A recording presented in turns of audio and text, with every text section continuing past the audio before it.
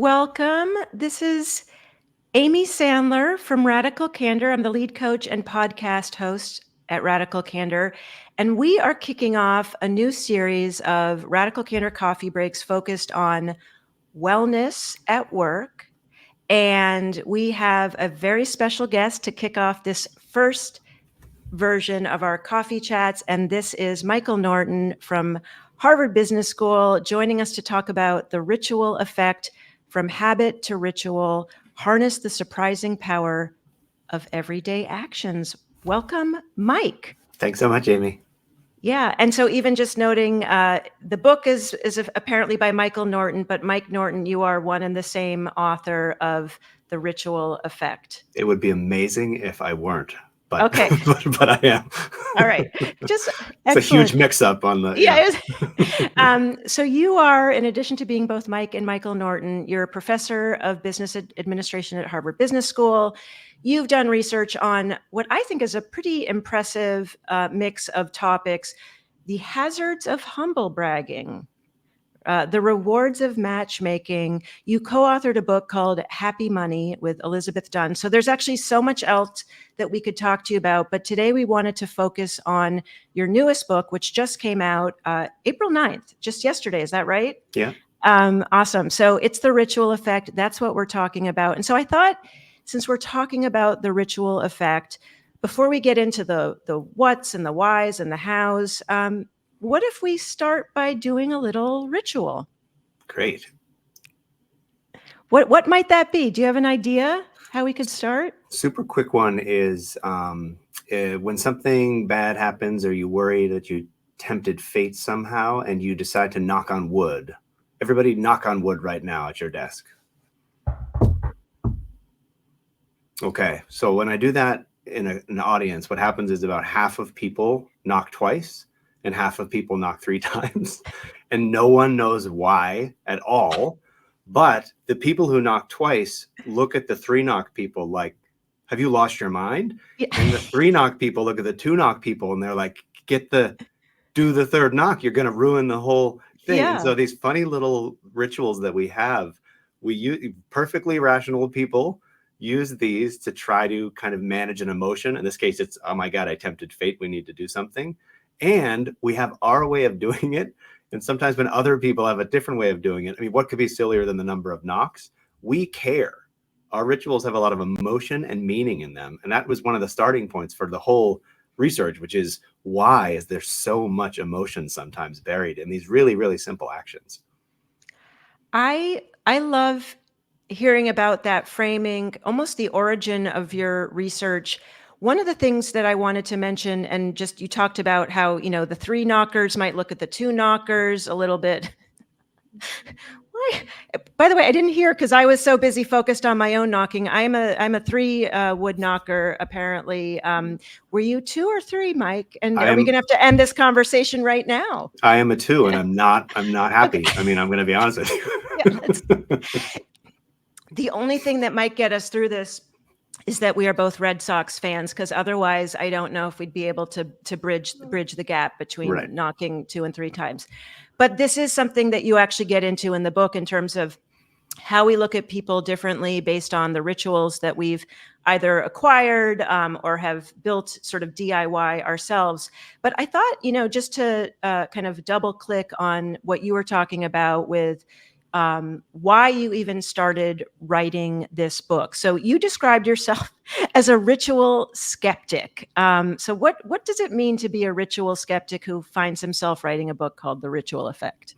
I'm, as you know, a very important Harvard Business School professor. Yeah. And so there are topics that sound like business topics, and there are topics I think that don't sound as much like business, like accounting sounds very much like a business topic. Yes. Ritual, I think we'll get there, why it's relevant for business, but on its face doesn't sound like that. And so I was, when I started studying ritual, a little bit kind of from the standpoint of, let's see what other people are doing. People seem to be doing this kind of stuff.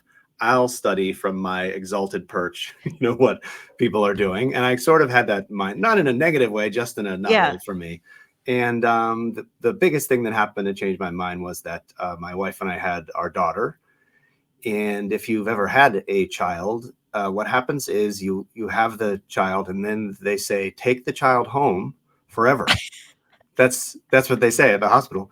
And then you have to do that. There was no case study about how to do this child raising thing. You just had to figure it out. Exactly. There's nothing. And so you're faced with this human, and it's very stressful, of course. I mean, it's the greatest day of your life, and of course it's stressful. And what I found us doing over time was, for bedtime, we definitely want the baby to sleep. Everybody wants that's the first question, are you sleeping? Is the baby sleeping? And what we started to do was something, we didn't say, let's create a ritual, but we did something like, you read this book, and then I'll read this book, and then let's get these two stuffed animals, and then we'll listen to these two songs, and then I'll sing this song and you sing that song, then a new set of stuffed animals, then let's take a bath, then more stuffed animals, then in the bed. I mean, it was like a 19-hour process to get her into bed. We didn't think of it as a ritual, but I mean, the specificity of each of the steps in the right order, if we got them wrong, we would start over. And all of a sudden it dawned on me, oh my gosh, I wasn't trying to design a ritual to help her sleep, but this is extremely ritualistic. We were stressed. We turned to ritual naturally to try to help us with the stress. Totally unclear if it helped her sleep, by the way, but it helped us feel like we had some kind of a handle on things. And we see that a lot, that in these stressful moments in life, we do lots of things to cope with, of course, with stress. But one of the things we often do is we turn a little bit to ritual. That is so interesting. I'm especially curious that you started over if you felt like you missed a step. So are you saying even in like a 19-step bedtime protocol, if we got to step 16 and we realized we forgot 15, are we going to have to take it from the top? Or was there a certain point where you were like, we've just gone far enough? Maybe at that point we could have knocked on wood or something like that. Maybe we could insert another special one. We need a new ritual. Well, I have to say, I love that story. And just as someone who did graduate from Harvard Business School in the mid-90s, and one of the things when we were just chatting briefly about at the top was that when I was at business school in the late 20th century, this was not a topic, to your point, that would have been studied. And I, in fact, was kind of in the closet around studying, practicing yoga and meditation. And then I became a meditation teacher. And then this pesky thing called emotional intelligence and things that weren't really part of the core curriculum, I would say, at Harvard Business School. And so while I'm interested in, the actual research that contributed, at the top of the book, you also talk about just kind of what's happening in society and how we're moving in a more kind of secular and technology-based society. Like, why do you feel like that a Harvard Business School professor could actually write a book like this and that it would be kind of a valuable part of the research? Yes, I think I got here in 2005, so a little bit after that. But again, there are official business topics. Private equity is an official business topic, but underlying all of business is people. There's humans involved in one way or another, and humans have goals and needs in life, and they also have really strong emotions, and they're trying to find meaning in life and find meaning in their work. They're trying in general to be happier rather than less happy. These are fundamental things. And so the idea that you'd be caring about those things at home, but then you would go to work and they'd be completely irrelevant, that's just not how we're built. And I think we see rituals actually at work all the time. We can talk about the many ways in which they pop up at work, but it isn't so different from the way that they pop up at home. And so, the biggest thing with millennials or whichever generation we want to say is that they want purpose and meaning in their work. Well, how do you get purpose and meaning in your work? It doesn't just come magically. We have to think about how we structure work to help people get more meaning out of it. And so rituals are so linked to meaning that it was a natural thing to say, hey, I wonder if there's a link between these, not just in our lives, but at work as well. Yeah, that's great. And we'll get into rituals at work and give some practical tips for folks. And again, one of the things that you mentioned was about the human part of work, which obviously at Radical Candor is what we're focused on, care personally, as well as challenge directly, but really seeing the people we work with as real live human beings. What are the odds? Strange. It's a strange concept. I'm glad that we're really getting into it.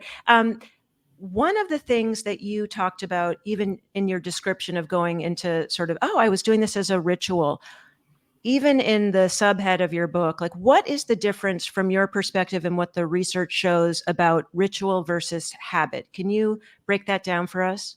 For sure. I think they're often tightly linked, but I think there's a critical difference between them. So even something like if I ask, when you're getting ready in the morning or before bed at night, do you brush your teeth and then shower, or do you shower and then brush your teeth? Just like knocking on wood, about half of people shower and then brush their teeth, and half brush their teeth and then shower, which is bizarre, but that's not the point. The point is, if I say, will you switch the order? Whatever your routine is in the morning, do you mind changing up the order a little bit? And about half of people say, sure. Why would I care when I brush my teeth? And about half of people say, I'd rather not. And I say, why? And they say, I don't know, but I'd feel weird. I'd feel off all day. And so if you think about, silly example of brushing your teeth and showering, those are habits. You're going to do them every morning, but they're not really emotional. You're just crossing them off your list. But as soon as you start to care about how they are done, including even just literally the order in which they are done, and if you do it your way, you feel good. And if you do it a different way, you feel off. You're moving toward ritual, not ritual like people in robes with candles chanting. That's further away. That's further down the continuum. But on the continuum, when these actions that in themselves don't have much meaning get imbued with meaning and imbued with emotion, that's when I think the difference between habit and ritual becomes apparent.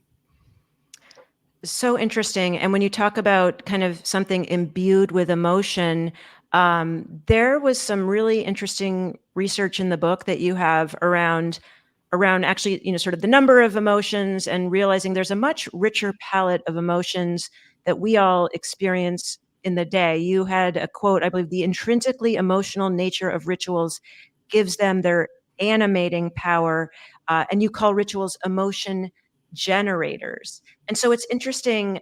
Do you see rituals both generating emotion, as well as you also use the example of almost managing emotions, like the stress of putting a child to bedtime? So let's talk about emotions and rituals. Yeah, we did some research a few years ago. We called the concept emo diversity, which now we regret very much because it sounds like emo music, which is not what we meant. But anyway, that ship has sailed. But the idea of emo diversity was that we can do a good reframe here. This is why we're here. We're here to help. A new brand. Yeah. The idea really, it was a very simple idea, but it was just if people say, well, I'd like to be happy in my life. What we don't really mean is, like, on a scale from 1 to 10, that I would be a 10 happy at every minute of every day for the rest of my life, because that would be a very weird one note kind of life. A rich, interesting life is one where we have all kinds of different emotions, joy and fear and sadness and all of these things that come at us as humans. And what we could show in the research is that, in fact, that mix of emotions predicts our well-being over and above just feeling positive emotions. So we really saw that there's something about not just being happy all the time, but going through things that are sad, that are hard for you. Those are opportunities for growth. And then the question is, well, if this mix of emotions might be good for us, what do we do to get there? And we can do all kinds of things, of course, to change our emotions. But what we see in, like, domain after domain after domain, one of the things that people turn to is ritual. We use rituals at weddings and at funerals. They're very opposite purposes, and yet they are rituals. We use rituals to try to calm ourselves down and to amp ourselves up.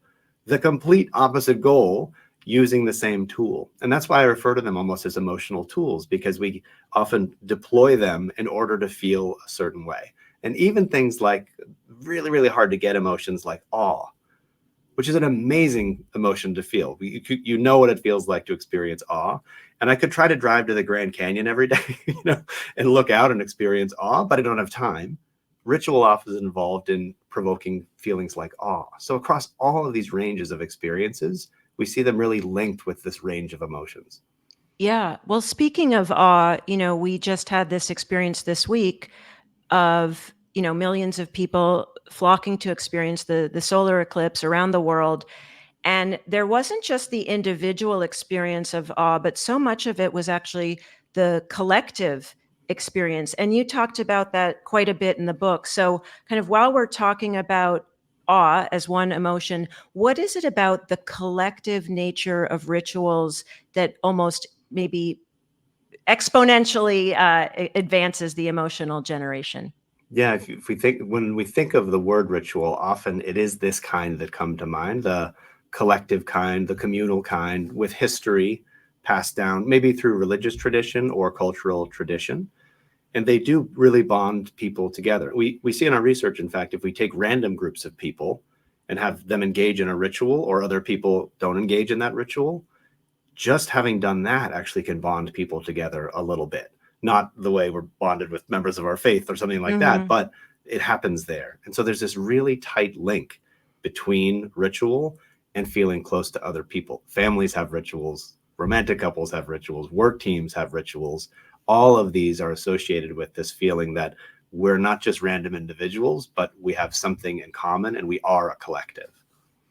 So speaking of work teams, since we're doing this sort of as a coffee break at work, and we can get into kind of individual rituals, but share a few examples for folks of some of what you learned specifically around rituals at work and these collective work rituals. And I'm especially interested in, like, going back to skeptics, like how much is like a forced ritual? Like we're all gonna, say, you talked about like the Walmart cheer or something like that.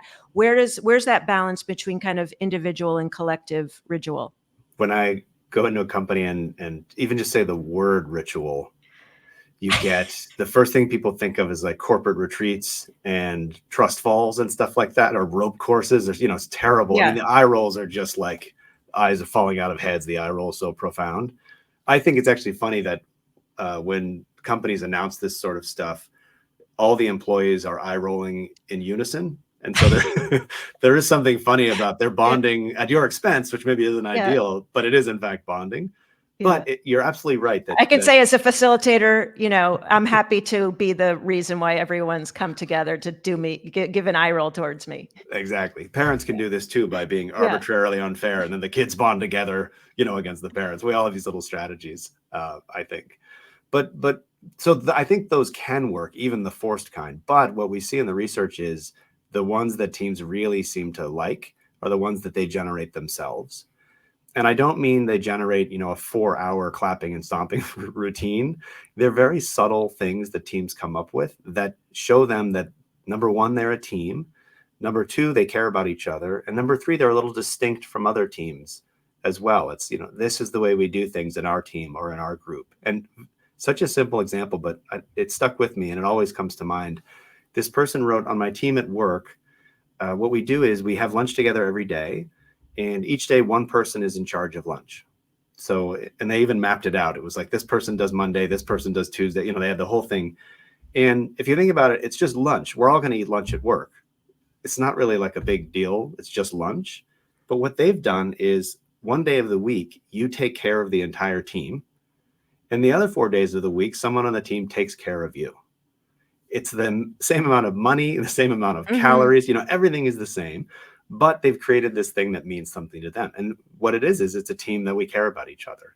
And we see, if we ask other teams, some teams say, we don't do anything like that. It's like, why are you even asking me this? And when we ask these teams, how meaningful is your team to you and how meaningful is your work? We see that teams that have these kinds of practices say that their work feels more meaningful than teams that really lack these practices. It's so interesting. And again, as someone who was the English major who ended up at business school, I say this with caution of like correlation versus causation. But is there something around like, well, I am drawn to, have lunch with these folks and I'm already invested in them. And so it's kind of reinforcing it. Or what have you noticed of like kind of that idea of almost the force meaning or the meaning kind of bubbling up from within? Yes, for sure. I think almost always with rituals like this, I think the causation is bi-directional for sure, because it's for sure the case that teams that already like each other are more likely to then keep doing stuff together. But this is why, in fact, we do these, I guess I'll use the word contrived laboratory experiments where we take random people who don't know each other, which has very little to do with the world, but we put them in teams and have some of them, again, do rituals and some of them not. Randomly assign to see if we can produce some of the same feelings of meaning, and we can produce some of the same feelings of meaning. Now, is that as strong as the meaning that you get from your team that you've worked with for 10 years? I strongly doubt it. But as a proof of concept, we can sometimes see that we can get the causal thing happening. We can, in fact, encourage people to have more meaning by having them do this kind of activity versus the other one. And I'm curious, what's an example of a kind of activity you would do with those sort of new folks to each other, and that might be some learnings even for people listening with, new practices for their teammates? We do really funny things. I often do this when I give a talk live as well, which I made up a ritual that it's a clapping and stomping ritual, and there's some shouting in unison kind of stuff. And it's meant to be, in a sense, silly. I don't say this is an important ritual from history. I just say, let's do this thing. And what happens is, even if I don't tell people to sync up, they naturally start to sync up the clapping and stomping and yelling. And when they're done, you can see that they feel differently about each other. So it's this action of going through this thing together that can pull us in a way. We're going to feel differently after we do that than if we were just sitting in our chairs. And the other thing we see there, though, is that, again, I made up this ritual. Nobody's ever done it before. People will get in sync with each other. And then, like, the other side of the room, there'll be a couple people who are doing it at a different time. We're all clapping at the same time. You're not doing the wave. Their intention. You're supposed to be doing it at the same time. Okay. And we hate them. I mean, you see rage on people's faces, and they say they're doing it wrong. And I say, what do you mean they're doing it wrong? It's brand new. Nobody's ever done it before. But I think this does show, again, the emotion in these kinds of things, that yes, they make us feel good about each other, but they also provoke this, no, our way is not just good, it's right. And other people should probably do it the way we do it. That is so interesting. And, I certainly see this even, doing like an improv exercise in a group, like a word at a time, where people are creating a story together and each person says a word, and then people want to get like the perfect word, and then we're slowing it down, and then somebody doesn't quite do it right. And there's that kind of human nature. And in some ways, and you talk about this in the book, of almost, I don't know if you framed it as like the dark side of ritual, but there is a potential like othering that can happen with ritual. For sure. We see it in research on corporate mergers, for example. We all know that corporate cultures can clash when companies merge. But one of the things that can clash, of course, is the practices and traditions of even how we start meetings or how we end meetings or how we handle lunch. And there is research that shows that companies that are good at restructuring rituals so that both people from both companies are engaged in them together, that actually is a better solution to these mergers than kind of letting people just duke it out and keep thinking that's that person from that other company that does it wrong. I wish they would do it the way we do it, because our way is the good way. Well, and even in the book, you talk a lot about personal relationships, family relationships. Oh, this was the restaurant we went to with mom, and now it's a new family. So kind of based on that, what tips might you have, whether it's a new team or you're inheriting a new team?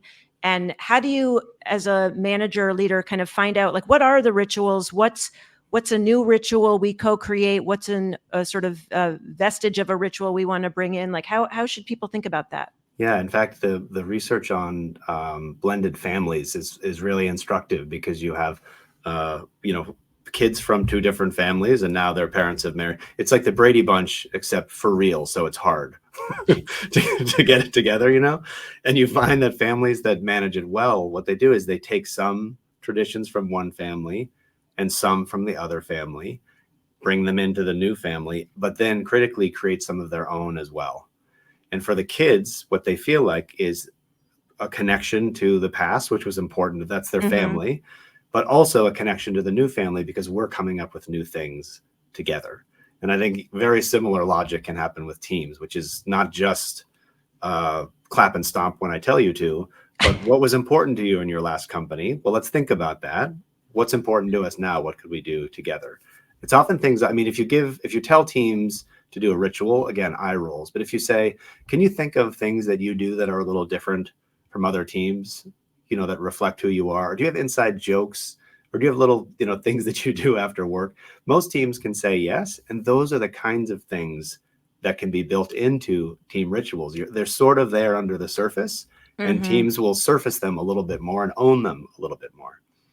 Yeah. And I'm thinking, as you're saying that, like, it's such a fine line between kind of taking that pride of ownership of our team does it this way, versus then sort of, and the other team sucks because they don't do this ritual.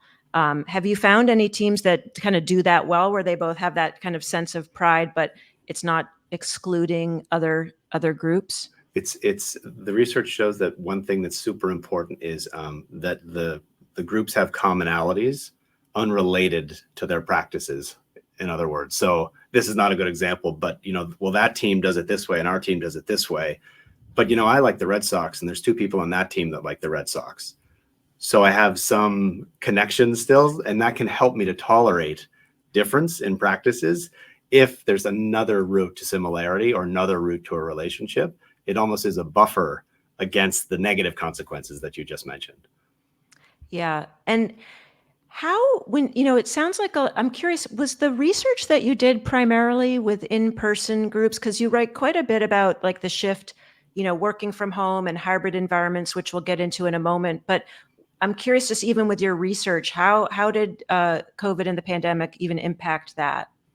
It is fascinating that when COVID happened, all of our rituals were immediately disrupted. Weddings, funerals, every single human ritual got very disrupted, including our rituals at work. And in fact, people weren't aware that they had rituals at work until they couldn't go to work anymore. And then they realized, wow, I feel really off. I always did this thing in the morning on my commute, and now I can't do it. And now I feel like I'm not ready. It was really a kind of a wake-up call about the role that these are playing. But with teams, what was very interesting is teams would come up with new rituals online. So there was a team that I love where they started every meeting where everyone would just click the emoji that reflected how they were feeling. So you just get a screen of how everybody's doing. You get the average of how everybody's doing, and you get, maybe I should follow up with that person. Yeah. And what's so interesting is they didn't do that when they were in person. They didn't go around the table and say, everybody quickly say how you're feeling. They did it only on Zoom, and Zoom allowed it to happen in a way that was easier than having to say out loud, I am sad, because you could just click the thing and it would come up. And so it's, for me, what's so fascinating is people adapt and repurpose and come up with new rituals just as part of the flow. We're very, very good at changing on the fly and creating new things and adapting. It's so cool. One of the things we'll do in workshops is we'll do a little check-in, and we either do, how are you feeling? Like green, yellow, red, like green, I'm ready to go, red, I'm stressed, or it could be one or two words. Sometimes people could put one or two words like in a Mentimeter and a shared whiteboard. But what you're saying is that there's almost a permission and a safety mediated through the technology that would feel more awkward is sort of part of our like original. And I'm curious if the team that was doing the emojis of I'm sad then goes back to the in-person meetings, do they bring any of that with them? Yeah. Or they're like, oh no, now I'm sitting next to Mike, I'm not going to tell Mike I'm sad. Like that's right. Exactly. Stand up and make a sad face. Yeah. It's much harder. Yeah. Look so at it, just like do a little, like hold a little sign like John Cusack and now I'm forgetting say anything. Thank you. Yeah. Together we can make it happen. I should say as an aside, as someone who wrote a, business school book on rituals, I did a paper in college on the Brady Bunch, and I was able to actually do a paper at business school on Party of Five. So, so I think we are just two peas in a pod on that. You had mentioned about this idea of like kind of meaning and purpose at work, and I did want to spend a little bit of time there, both in terms of both as for leaders, but even for us individually, like to start to reflect on our own rituals that like, how do we make a workday more meaningful for ourselves, both as individuals and as leaders? What can you do to support that? One of the things that we've seen is that we talked earlier about how ritual doesn't necessarily feel like the most official business topic, but when you ask people about their days at work, you find that it really does pattern their day. So if you think about in the morning, often you have something you do at home, like coffee and then this and then this. People often have something they do when they get to work as well. Mm-hmm. And they'll literally say, well, I turn this on first and then this, and then I get coffee and then I check this and then I do this. And that makes them feel like now I'm ready to start the day. before stressful meetings at work. So it would be a habit unless there was sort of the emotional significance of like, if I didn't do it that way, I'd feel kind of stressed and like my day wasn't off to the right start. Exactly. Or even the wrong kind of coffee. You're still getting the same amount of caffeine, but it's not right. Yeah. You're not getting caffeine only out of coffee. You're getting If it only has 2 pumps of espresso versus 3. I'm going home. Yeah. That's right. Yeah. And I mean, so then stressful things happen at work and people use rituals before meetings, and presentations. They'll often very commonly go into the bathroom, check to make sure no one is in there, and then talk to themselves in the mirror, which is a funny thing that humans like to do. Did people self-report this, or how did you learn that? Yes. You're not following them around like with cameras to see what's happening there? We're crouching on the toilet so they can't see our feet and recording everything they say. That one's actually quite common, oddly enough, that we go into the bath. And the reason is, I mean, speaking of, I don't want to stand up and say I'm sad. I can't stand up in front of people at a meeting and tell myself, like, I got this. We go and hide and do it. So we do it like when we're stressed at work. And then at the end of the day, we see people doing rituals to leave work behind. Also, how do we separate our work official self from our home self? I mean, I want to go home and be a dad, not a professor. So how do we do that? And people have very interesting things that they do to really try to leave work behind. And they're quite ritualistic often. So if you just think across the workday. There was a guy who rode his bike from one part of his apartment to another. I love this guy. When he was forced to work from home, so he was like a biker, bike to work 30 minutes, whatever it was every day, and have to work from home. So you get this thing when you work from home, which is everything's overlapping with everything. Your dad and professor are all at the same time, and that can be hard and confusing for us. So this guy decided what he would do is he'd get up in the morning, get all his biking gear on, get on his bike down his hallway, get off the bike, take the biking clothes out, put on work clothes. End of the day, bike clothes, get on the bike, drive home, then back to the thing, all down the hallway, which on the one hand, you could say that man needs some help. But on the other hand, compared to what? I mean, how else are we supposed to separate work from home when we literally are not leaving the home? People turn to these kinds of practices to say, I'm going to try to do something consistently and regularly to try to separate these two selves. And I think there was a frame that you were using, around this of like, is this something that's beneficial, right? Like you sort of think about these rituals or like to what extent are they actually kind of filling my cup? And I wonder, like, how do you actually define, like, is this a ritual, like me riding my bike down the hallway? Like, how do I measure sort of that's actually like a net plus for my mental health and well-being? Yes, we did some research with emergency room nurses, which I don't have the official ranking of most stressful jobs in the world, but that's got to be top 1%. I mean, it's, incredibly long shift, incredibly unpredictable, incredibly emotional, physically exhausting as well. So we asked these nurses, what do you do at the end of the day? And a very high percent of them had something that we didn't say, what ritual do you do? We just said, what do you do at the end of the day? Very high percent had something very ritualistic that they did. One nurse said that they would get in the shower. And as the shower went on, they would imagine the hospital washing off of them. And as it circled down the drain, they were able to let work go. Another person had a similar one, but they said they also brought a beer into the shower, which I thought was pretty funny. But in any case, you think about, how do I leave work behind? And if we had a great solution for that, if we could say, you know what, if you snap 3 times, you'll leave work behind and you'll be fine for the rest of the evening. Then if people did the shower thing or the bike thing, I would say, what are you doing? You should do the 3 snap thing. But the problem is we don't have the 3 snap thing. We don't have the solution for how to separate work from home. And so people turn to ritual as one tool to try to help them do that. And also, like 3 snaps might work really well for one person versus another. I mean, one of the things I took away was that, it's our own meaning, our own significance. There's also something around almost the physicality of the rituals, especially if we're kind of mediated through the camera and the computer. It felt like there was something, and certainly around, nature and awe. But what else more do you have to say around that of actually doing something, specifically even like the IKEA effect, where just actually making something ourselves gives us a sense of purpose? Yeah. And if you think about something like anxiety, so when we feel anxious or stressed, we'd like to get rid of it. And we can do stuff. We can take, medication and things. There's a lot of ways to cope with stress and anxiety for sure. But the thing that we often do that does not work is we say to ourselves, just calm down. And I promise that is a very ineffective thing to do, because again, that's not how we work. We can't just say, even worse if someone else says, just calm down. Exactly. Yeah, you need to calm down. I think is one of the most, the worst thing you could say in any relationship in the world. I'm sure I've done it. That's why I know. But yeah, but it's funny. We know that it's a terrible thing to say to somebody else, but for ourselves, maybe it'll work on me. But all it does is it amps up your anxiety even more, because not only were you stressed, but now you're stressed that you can't calm down. And so you're right. Sometimes we need to do something in order to change our emotional state. And rituals are one of the things that we turn to say, I'm going to engage in some actions to try to change my emotional state. And one of the things that research shows is that when we are completely stressed and anxious, we start to spiral a little. I shouldn't say we. Many people start to spiral, including me, start to spiral a bit. I'm not just anxious about the talk, but I'm anxious about my job. And then I'm anxious about the economy and my family. We can really start going with anxiety.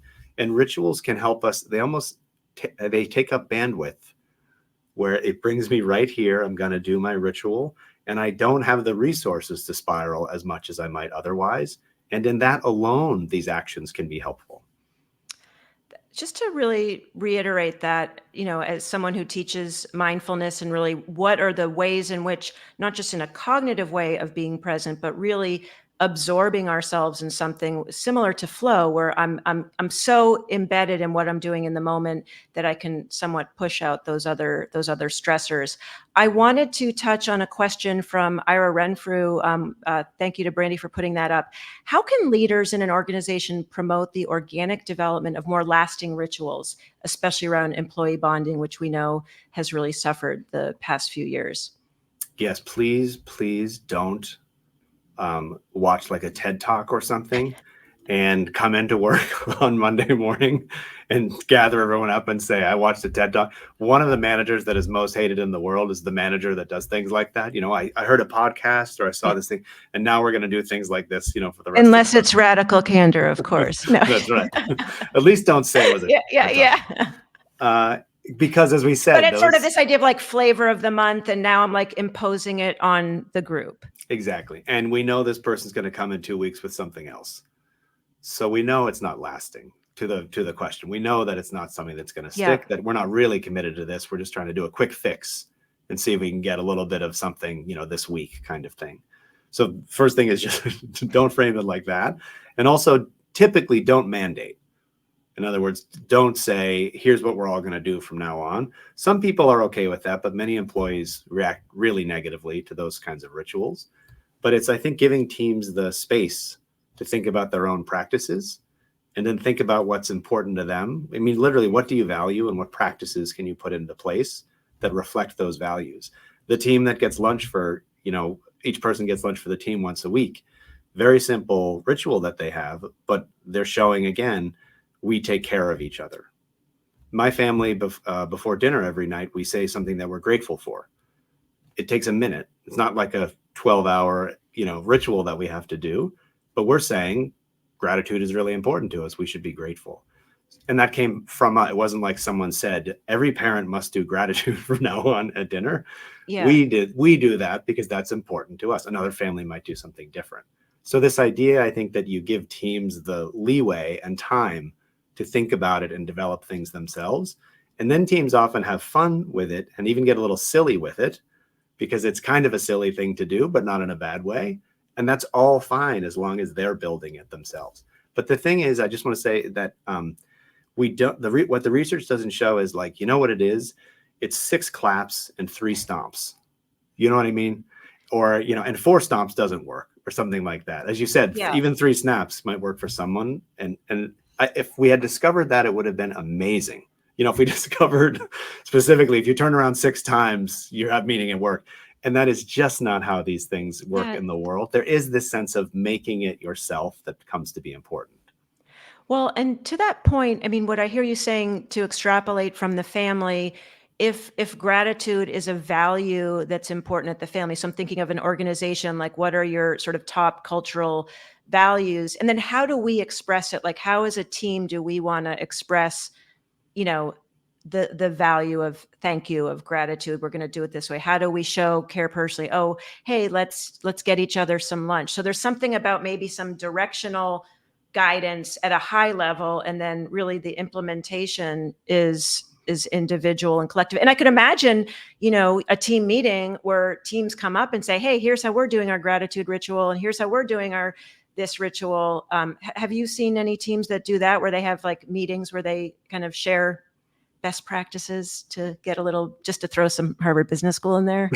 Exactly. Deliverables, I think. Oh, deliverables and implementation. Thank you, Mike. Yes, exactly. Yeah, I do think it's always interesting to hear about other teams' rituals and what they value. I mean, in my own lab group of a few other professors and PhD students that I work with, our number one value is creativity, not productivity, not something else, but creativity. And the way that we do that, we literally have something that's called random ideas. And what random ideas is, people have to come in with a random idea, and we brainstorm for a couple minutes around it. And then we don't study any of them. The point is not to study them. The point is to have random ideas and be creative and then let them go. And it's not as I started 20 years ago saying, I value creativity, we're going to do this. But it became very, very important for the culture, right? If we value creativity, what are the small things that we're going to do that really show and prove that this is the thing we value? I love that. I want to be on that team. I know we have just a couple minutes. Can you share about the ritual quiz that you've created? Yeah, so we have this ritual quiz. If you just go to, I have a very creatively named website, michaelnorton.com. And I don't know how I came up with it. Better not tell that Mike Norton, because he's going to... He's the competition. Yeah. And we just developed this pretty short quiz on rituals across domains of life. So your personal life, your life at work, really thinking broadly about where they're at play in your life. And when you take it, you just get like a little feedback on where you're doing them and where you're not, and how to think about it. And for me, it's not so much, the goal isn't so much, okay, now add 19 new rituals to your life and then you'll be happy. That's not really we're too busy for that. But it is almost taking an inventory of where they are in your life right now, and owning them a little bit more is an amazing first step. And if you think you don't have any rituals, by the way, yourself, ask your spouse, ask your children, ask your coworkers. They'll be very, very happy to tell you about all the rituals you have, in a good way though, right? Like, oh, you know what? Yeah. This is important to me. I do actually really care about that. And you can see that people almost have like a flash of recognition, and they get a little more out of it once you've really identified it as something that's important to you. Well, and I love that, because even when I think about radical candor and building one-on-one relationships, like for me, that's a real sign of care. Like, I've observed you doing this thing, and like, here's what I think it means to you, but like, what does it mean to you? Like, why? And that can also be a co-creation of like, well, why do I walk every day to Starbucks to get my cup of coffee? And what am I really getting out of it? And going back to that sort of emotional diversity. Yeah. So I know we just have like a minute or two more. What if we look to kind of close this session with a ritual that, I mean, we're not going to necessarily like wash the day off of us, and maybe a beer, something that maybe well, we'll have to reschedule that. That'll be instead of the coffee chat, we'll have an end of a day. But even just, how do you like to close, like from one meeting to the next, or as you're ending a class? Like, do you have your own ritual of like, as you're closing out something? Since you went to Harvard Business School, you know that what we do is we expect students to applaud at the end of every class, whether we did a good job or not. So we've created, in a genius kind of way. I don't know if I have that. That seems like maybe it's new. Maybe it's new. Either I've that or I've shut it out. Are we just like cheering ourselves for being the best people in the world for having Unclear. been through? Unclear. It's typically not because the professor did something. At least in my case, the professor did anything good. So there's this clapping. So I do think there's these funny things that we insert. Now we're done with that, and now we're going to go do something else. And it can be helpful to insert these little transitions to kind of move from whoever I was there to who I'm going to be next. I think even just naming that, knowing that as we're closing this, how do we move into the next meeting, and we have breaks. But for me, all of this is really bringing a little bit more intentionality to what we're doing, a little more awareness. And then, dare I say, even having just like a little more fun in our days. I completely agree. Yeah, they can be Awesome. silly, and that's a good thing, not a bad thing. Great. Well, Mike Norton, author of The Ritual Effect, thank you so much for sharing this. I wish you great joy and fun spreading the word. The Ritual Effect, From Habit to Ritual: Harness the Surprising Power of Everyday Actions. Go ahead, get it wherever books are sold, as well as checking out your rituals quiz. Thank you so much for joining us. Shall we give ourselves, please, everyone, give yourselves a round of applause. Yay, we did it. We did it. Thank you, Amy. Thank you. It's been such a pleasure.